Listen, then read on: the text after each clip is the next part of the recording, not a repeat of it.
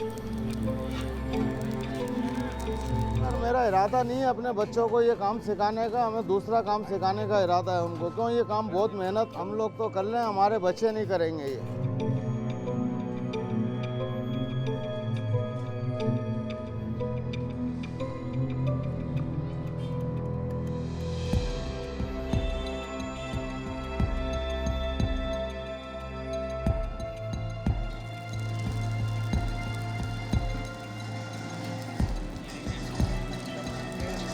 ये काम कभी भी ख़त्म नहीं हो सकता। जो समझदार लोग हैं वो आज भी यही इस्तेमाल करते हैं। हमारे पास डॉक्टरों के, हकीमों के, सबके घरों के बर्तन आते हैं कलई होने के लिए। मैंने एक डॉक्टर को भी बोला था, मैंने बोला ये आप लोग अपने घर में ये इस्तेमाल करते हैं, आप ये मरीजों को क्यों नहीं बताते।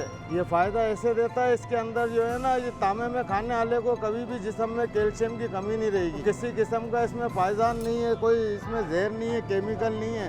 ये ज़मीनी पैदावार है तांबा, ये सिल्वर स्टील, ये बनाई हुई चीज़ें हैं ये, तो इसलिए ये नुकसान देता है।